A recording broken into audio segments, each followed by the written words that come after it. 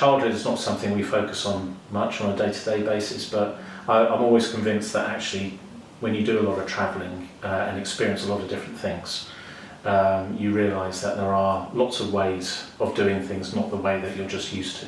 Yeah. What's the difference? You stayed in Germany, America, and now in UK. Mm-hmm. What's the difference that you see in general in culture? People's reactions to things are always unpredictable.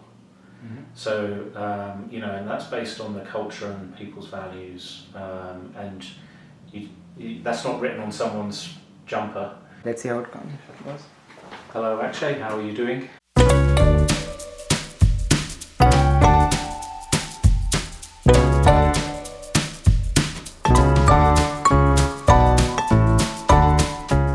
Tim, thank you so much for joining in this podcast, and Pleasure. It's pleasure to have you on my podcast as a guest.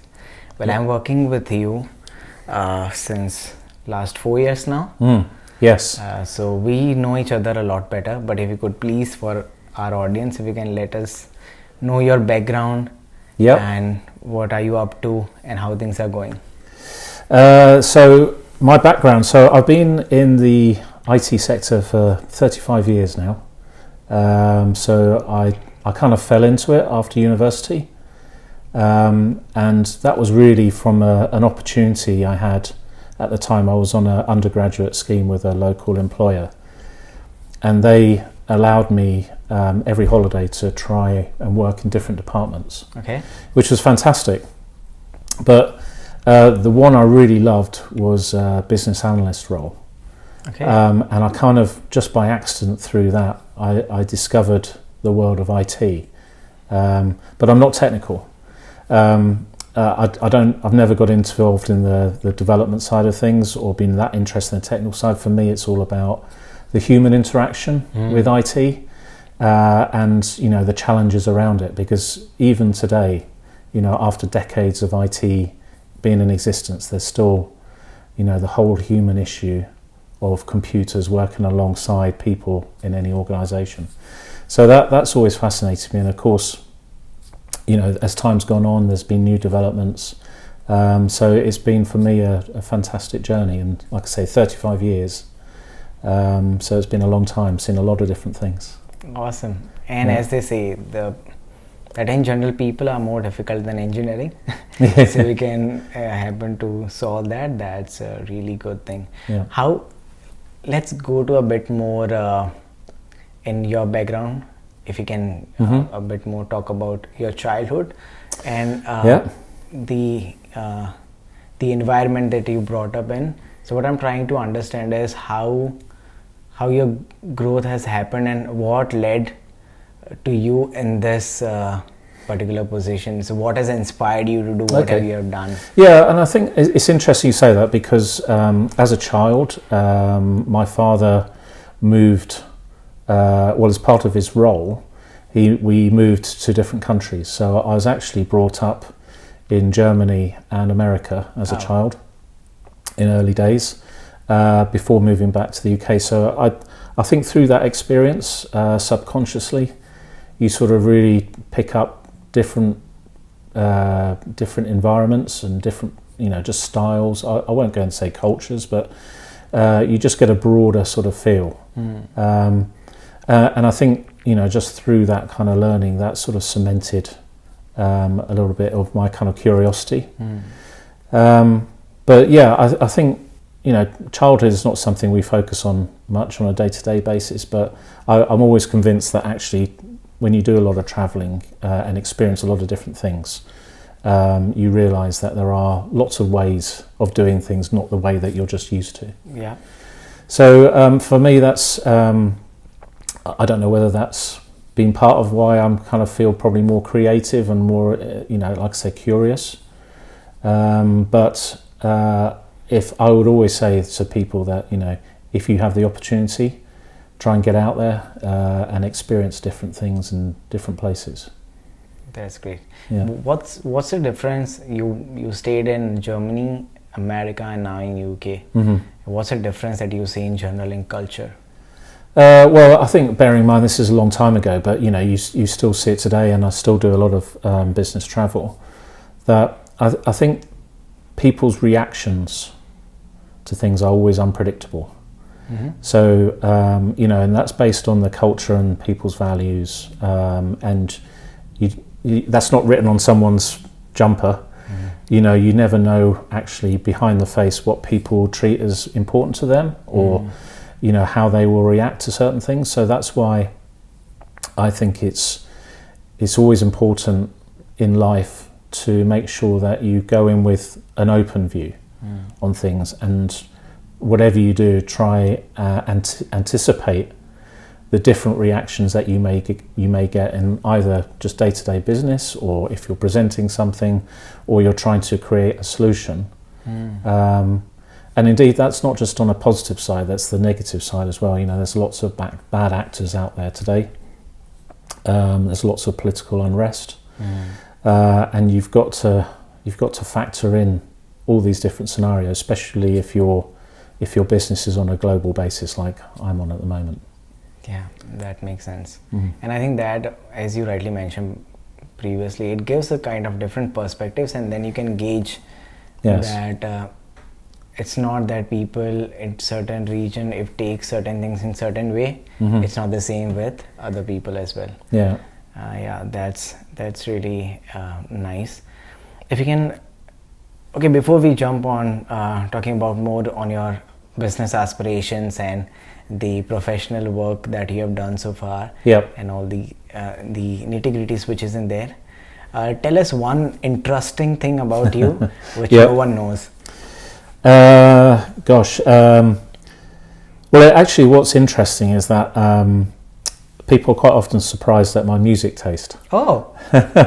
So I'm naturally sort of quiet, placid individual, but I absolutely, because maybe it's again the sort of teenage years, but I love kind of real hard dance music. And the sort of tribal kind of style of music, which most people don't like. But I find it actually, when I'm working on my own, if I have that in the background, even quite loud, I actually find it's quite productive for me. And some, a lot of people are quite surprised about that. But that's one. I love driving cars. I'm very much a petrol head. That I know for sure. Yeah. So I'm sort of passionate about that, and one of my ambitions is to watch every Formula One race around the world, which is a bit of an excuse to travel. But so you go in person and watch that? Yes, that's my goal, but I've still got a long way to go. I did book one for Vietnam. It was the first Vietnamese F1 race, but COVID happened and it got cancelled, so I never got to go there. So I was a bit disappointed with that one. But there's a lot of different locations, so there's a lot to see. Awesome. Who's your favorite racer? Well, I think things are changing now. It's always been Lewis Hamilton, maybe because he's British, but I think there's a lot of good talent. For those F1 fans, Oscar Piastri as the new kid, Australian guy, he looked really fantastic at the race that's just happened in Baku. So we'll see how he gets on, but could be a fan of his in the future. Cool. Shout out to him. Yes. That's interesting. Now coming back, do you think that this creative part for you or anyone in that case, I myself, I'm also very interested in music and other creative things as well. Do you think it plays a role and impacts the way you work and how you treat people? Yes, absolutely. I think so. I think for me, I've been brought up very much in my career has been in a sort of a corporate environment, and I think a corporate environment doesn't encourage creativity, not normally, certainly in my experience. And in an office environment where, typically now open plan, and there's lots of people, it's not an inspirational environment for me, certainly. And I know maybe like companies like Google are, trying to change that and the way they design offices. But for me, I get no inspiration from an office environment, and it's, you know, a busy environment. So I look back now and I think about corporate career, is that it, ironically, it's not set up to enable people to be creative. And I think that's something that I kind of really has only transpired in the last few years for me. And actually now, being outside of a corporate environment and not being, you know, full-time in an office, it's a much more rewarding place for me. So that creativity for me, I find it's really important and really rewarding to have that element in your work, and just taking the time to step back and think about, you know, is there a better way of doing things? Could we come up with a new idea? What are the issues people are having? You know, there's lots of things, and it doesn't mean just like sitting in a room on your own. You know, there aren't any rules around creativity. For me, it could be when you're out riding a bike, or, you know, when you're talking to someone and having almost a random conversation, maybe in an event or a conference, where you start to talk to someone about the products and services you sell, and it's just through that discussion, you suddenly, you know, a little light bulb comes on. And those are the moments I absolutely love, because they're unpredictable, but creating the right environment to enable that creativity for me is becoming more and more important. And how that's what I feel. I'm not sure about how it is in UK, but in India, I think there's a really, as you rightly mentioned, there's a corporate culture and people work in a certain way, 9 to 6, and that's there. How anyone, according to you, based on your experience, how anyone can have that freedom to have that environment around them, because ultimately everyone is, you know, wants to have a job, wants to make money, but at the same time they end up doing something which is and end up staying in an environment which they don't really enjoy in general. Yeah, well, I think this it's hard to sort of prescribe, because everyone is different. And a corporate environment has a very, you know, it's a structured thing, is deliberately set up in a way to maximize productivity of whatever job people do. And you can kind of understand that. But I think for me, it doesn't work well, or it certainly didn't work well. But that was because my interest, what motivated me, what makes me happy, is having a big element of, you know, trying to be creative, thinking of different ways of doing things, and having a job that allows you to do that. So if as an individual they're unhappy for whatever reason, then it's important to understand a bit of self-reflection as to why they're unhappy. Because, you know, for all I can talk about is for me personally, is that, you know, what gets me up in the morning, and I always think that is a really important measure. That if you wake up in the morning and you're excited about what's coming up in your day, but normally based on what you're doing as a job, then you're in the right place. If you wake up in the morning and you kind of got that bit of doom feeling, for me personally, that's a red flag, and it's time to do something different. And I've always said that as a personal rule. If I wake up in the morning and I'm fearing what I've got for the day because of my job, then it's time to change jobs. And I've stuck with that. And I think it's done me okay. But creating the right environment, because of COVID, a lot of people started working from home and discovered that there is a different approach to life and to work, but it doesn't work for everybody. Some people love an office environment because, you know, they're very social and the interaction, and that works really well. Other people it doesn't, or having a balance. You know, there is no right or wrong answer, and how businesses need to tackle that is very difficult now, because people have seen a different way of working. But just purely back on the creativity point,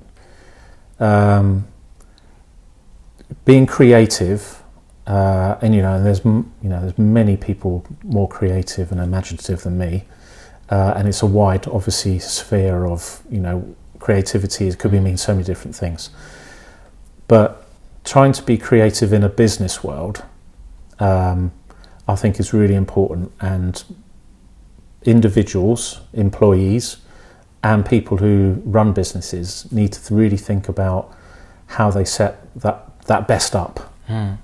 Because creativity for me is almost like the essence of business. If you're not thinking of how to do things differently or better, then you're not standing still, you're actually going backwards, because other people in the world are thinking of ways of improving, and will be moving forward. So for me, it's a strange thing where, again, in the corporate world, there isn't. I don't think there's enough emphasis on innovation, and allowing time for people to sort of say, we could do this in a better way, or we could create this new feature on a product, or we could recruit in people in a different way and attract different talent. So there's lots of things that I think could be better to sort of really encourage that. Yeah. Is it also because that people in the corporate culture are so much occupied in their own stuff in 9 to 6, so they don't get time to think out of the box, or there is no other platform for any of the team member to come and suggest something? Like in O2H, what we do is, what I've recently started doing is that I know I have really fairly young team, as you might know. So everyone is very energetic and enthusiastic. Yeah. And everyone wants to build something. Like they really enjoy building stuff. Yep. So I thought, why not to leverage that? Why not to encourage them? So although we are working with collaborators, we started something where they can come up with their own ideas, and then they can pitch it, similar to Shark Tank. Yeah. And then other people vote against them or with them, and then whichever looks promising, then we pitch it to Prashant, and if that makes a commercial business sense, then we go with that. So I think when team members also have their say in anything, yes, I think they feel involved. Well, absolutely, and I think, like I say, it's not for everybody, but for me, that's where I get my motivation, is that you are creating something, and it doesn't have to be big. Yeah. Doesn't have to be a new shiny product or something. It could be just a process improvement or something, but having an environment that fosters ideas, like you say, it motivates people, which is great, and it gets them involved in the job, and passion is a big element of this. Someone has got to be in the room and wanting to do this, but if you have that team that's in that mindset, then it can only be a positive thing. There are elements, of course, you're there to do a job. There's always customers to fulfill products and services. So I kind of get that, but and I, that I presented a couple of years ago about innovation, and I'm convinced that we need to just do more, or encourage more of that kind of mindset. And you may come up with a whole series of ideas, and none are viable. But that's okay. Yeah, that's okay. I think it's just important, because it's just that one little nugget, that one nugget that could really make the difference. And I think, like you say, if you engage people to do some of this, then those people themselves will feel valued, and that's really important. True that. You want them to wake up in the morning and be excited about the day ahead. True, because that is life. True that. Yeah. Awesome. Going back to your professional journey, I'm really interested, and I'm sure the audience who are in that sort of domain, or pursuing their own venture, so to say. Yeah. Let us walk us through your professional journey, and what, according to you, were the major turns in your career which led to significant growth in your career. Yep. And also later on we can talk about STEM Free and how you became part of STEM Free and what is that excites you. I know that you are from that domain from your past experience, but what actually, there might be something else as well apart from the experience which led you to become part of STEM Free. Yeah, I mean, for me, my career has sort of progressed through a number of organisations, and like I said, you know, one of my main criteria is that if I'm working at a place and I wake up in the morning and I'm not happy about, for whatever reason, then it's time to reflect and think, actually, could I be doing something better? But I've always followed the traditional path of looking to move up the seniority ladder, if you like, so that every time you move roles, you try and take on more responsibility. You may have a bigger pay packet. The kind of level of work is, you know, the exposure is bigger. So all the time, you're doing the classic career building where, you know, ultimate seniority is the kind of the goal. And I'd worked through a number of organisations, small, medium, large. And yes, my last role, which I left circa 4 years ago, was at Royal Mail, where I was a director there within the IT team. So in some senses, you know, you'd say, well, that's a reasonably successful career. In my eyes, you know, I have no regrets in what I did, but I think what I found is that as time goes on with, you know, the change in role, which I didn't consciously kind of appreciate, is that the things I loved originally about, as I said, working in IT, the human interaction, the creativity, there's more senior roles. I was actually moving away from that. And probably the thing I would say to anyone listening is, you know, when you're thinking about your own career path and the things you would like to be involved in, having more senior role is quite a narrow way of judging the success of that. And it's interesting that the vast majority of people, certainly in an organisation, a corporate environment, they look up and see up is the path to success. Whereas, you know, from my experience, actually, it was in some senses it was the reverse. Okay. Just because inherently my job was getting more and more involved in the running of the organisation. And doing things like business cases and financial modelling and justifying why you'd spent X million pounds on a project, which is all good stuff and it's all very good experience. And just to be clear, I have no regrets on that.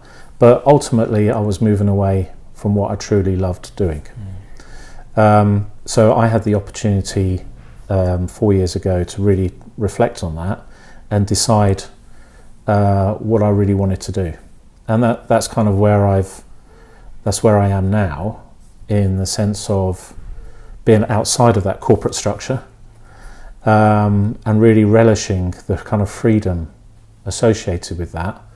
And not to say that it's easy by any stretch of the imagination. In fact, it's the opposite. Working in a startup now is a lot of hard work, and everything that I do, or anybody who involves themselves in working with a startup, your own performance directly relates to the company's performance. Which again, I didn't go into consciously realizing. But in a corporate environment, when you've got 100, 1,000 or 100,000 employees, if you have a bad day or a bad week, or for whatever reason, you know, or you've overperformed, what difference does that make to the company? Probably minimal, if you're honest. Not ignoring an achievement, but an underperformance or overperformance in a startup world has a direct impact. True. So it's a very different environment. It's a very fulfilling one, and one that I find really refreshing. And if anything, I kind of look back and go, maybe I should have done this earlier. But you know, there is no fixed path in life. Certainly, like I said, I have no regrets. But I think, you know, again, as for anyone listening, a realization, a self-awareness of what makes you tick, what makes you happy. You know, if something's not going according to plan, then do something about it. Don't wait for someone else to maybe do something for you, because it will never happen. True that. So. It's really interesting that your story, your professional growth. Previously, I used to think that if you want to contribute significantly, or you want to, you know, do something new or which makes an impact, mostly you doing something is the only way, like you starting your own venture. But I think your journey resonates with, you know, many of us. Is that it's not necessarily that you just go out of the boundary and you try to do your own venture, but even the traditional way of going ahead in the career and ultimately knowing what you want to do and where you want to contribute, you might end up in the certain organization where you can contribute significantly by being at a certain role. Yeah, absolutely. And I think, whilst for me, I complain about corporate environment, you know, again, that's just my own personal take on it. Other people thrive in that environment. And yes, finding a role in an organisation could be just as rewarding, you know, as if it aligns to your own personal strengths and what you enjoy. Finding that role within a large organisation is just as rewarding. You know, I'm not saying there's the right size for everybody. So yeah, I think it's that personal assessment, being honest with yourself and translating, because it's really hard. I'm not saying this is easy. And some of it will just come with time anyway. For me, I feel probably I was a late developer in this, in realising what makes me tick and realising what makes me stressful, and realising, you know, actually those first thoughts in the morning are actually really important. You know, it's not like that I've always had that kind of naturally, but, you know, these things sometimes take time, and I think if people are conscious of that as early as possible, then it's only going to help, for sure. Makes sense. Yeah. If you can talk us through some of the most difficult challenges that you might have faced during your professional career, if there is any. It may be related to the technical execution, it may be with the people, or maybe different other things. Well, I think challenges come in all forms.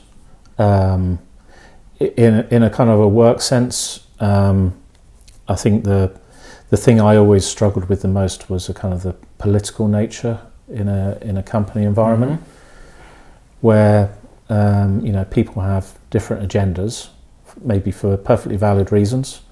So you know, maybe naively, I'd always hope that a company is a happy environment and everybody gets on, but that's rarely the case, actually. So having to deal with unhappy scenarios or political environment is something you just have to do, in my experience. And being acutely aware of that. Sorry, I need to turn this off. So being aware of the political environment is always a challenge, I think, because it sort of detracts from what you're trying to do in your own role and what you personally believe is the best thing. And obviously, I find that today when I'm dealing with customers is that it's not hard to find the right individual and convince them of what you do is a great idea. But it's very hard to convince multiple stakeholders within the same company that your idea is great and it's worthwhile doing, because everybody has their different viewpoints. Yeah. Everybody will kind of think, well, what does this mean for me and my team? Or they may have a different perspective on the prioritization. So these are challenges that I think always exist.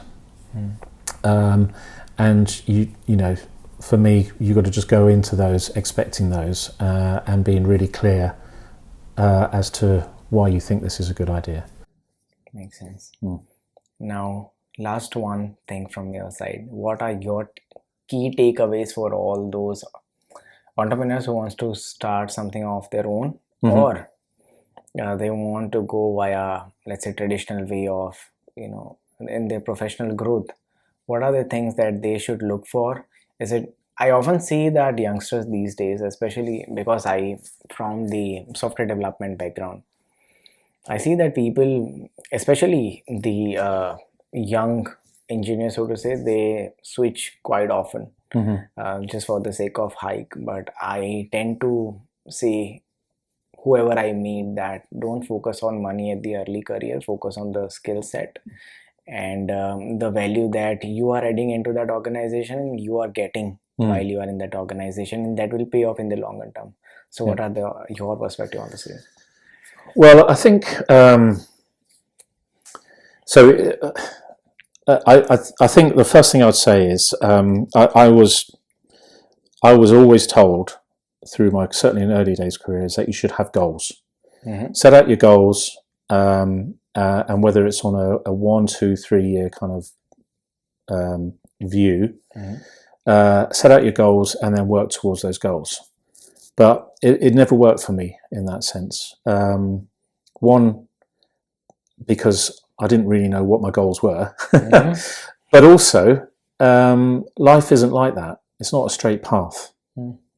And so there's an element of me that actually says, you know, maybe aspire to be whatever it is that you want to be, and take the opportunities as they arise. You know, because something may come along one day out of the blue, which happens.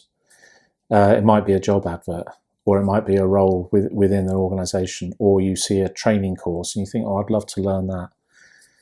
So I would always say now is, and again, this is just based on my own, what works for me, is be more opportunistic in the way you look at things. Don't necessarily follow a rigid structure about you've got to have a 3-year goal and this is your training plan towards that. But going back to what you were saying, you know, for people, you know, immerse themselves in things that makes them tick. I think it's all about, again, it's understanding what makes yourself motivated and what works for you. And it's hard to prescribe for people, you know, because everybody is different.